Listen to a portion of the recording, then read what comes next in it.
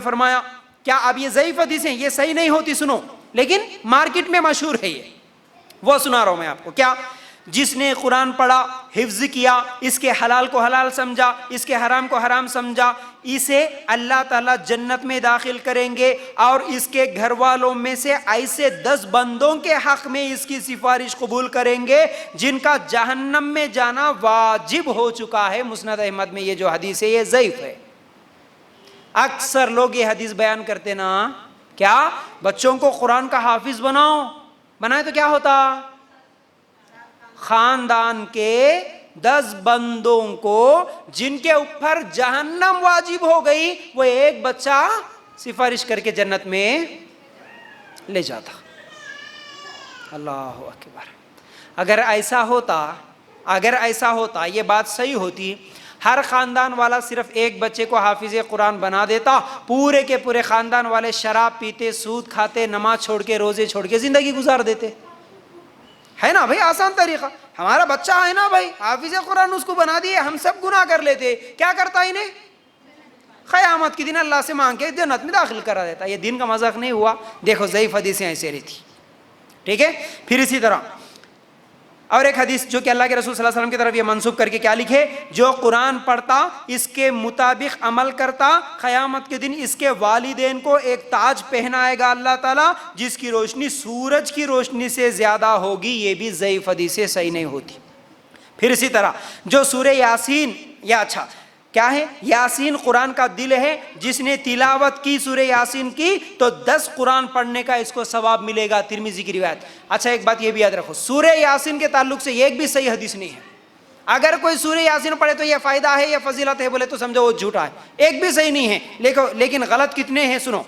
پھر اسی طرح سورہ یاسین، جس نے جمعہ کی رات سورہ یاسین کی تلاوت کی، اللہ اس کی مغفرت کر دیتا. پھر اسی طرح اللہ کی رضا کے لیے سورہ یاسین کی تلاوت کیا تو سارے گناہ معاف ہو جائیں گے. لہذا قریب المرگ کے پاس تلاوت کرو، یعنی مرنے والے کے پاس اس کی تلاوت کرو. کرتے نا بہت سارے لوگ. ہاں بہت سارے لوگ. ایک مرتبہ ایک کال آیا تھا مجھے، بہت دنوں کی بات یاد آئی میرے کو تو بول دے رہا ہوں. سنو، سورہ یاسین لوگوں کے اندر عام ہے. سورہ یاسین پڑھنے سے، اچھا وہ بھی مرنے والے کے پاس پڑھنے سے، یہاں پر کیا لکھا؟ اللہ تعالیٰ اس کی مغفرت کر دیتا.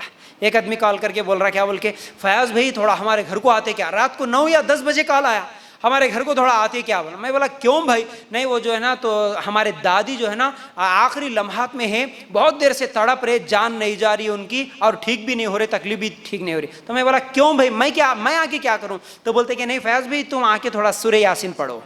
میں بولا میں کیوں پڑھوں سورہ یاسین؟ نہیں سورہ یاسین پڑھے تو جلدی جان جاتی کہتے نا. اچھا تمہاری دادی کی جان نکالنے کے لیے میرے کو بلا رہے، وہ بھی میں آ کے پڑھنا سورہ یاسین؟ ہاں کیا مشہور کر کے رکھے، یا تو یاسین پڑھے تو جلدی چلے جاتے کہتے، یا نہیں تو جلدی ٹھیک ہو جاتے کہتے.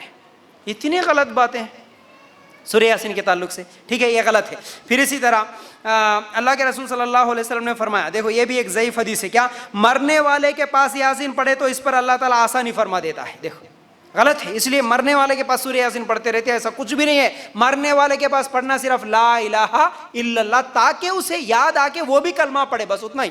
ٹھیک ہے، یاد رکھو. پھر اسی طرح سورہ یاسین قبرستان میں جا کر پڑھے تو قبرستان کے مردوں کے عذاب میں کمی ہو جاتی کہتے ہیں. ہاں ٹھیک ہے. اب روز آنا، پھر کئی لوگ تو ہے جو اگر ایک آدمی کو رکھ دیا ہے ڈیوٹی دے کے، پورے قبرستان والوں کا عذاب ہی نہیں ہوتا، پھر سورہ یاسین پڑھے تو کیا ہے یہ. ہاں پھر اسی طرح سورہ دخان پڑھے تو رات کو 70,000 فرشتے استغفار کرتے. یہ غلط بات ہے، ضعیف حدیثیں ہیں یہ ترمذی کی. پھر اسی طرح سورہ واقعہ پڑھے تو کبھی فاقہ نہیں ہوگا، مطلب گھر میں کبھی غریبی نہیں آتی. یہ بھی بات غلط ہے. سورہ واقعہ کی یا سورہ دخان کی کوئی فضیلت اس طرح نہیں ہے. یاد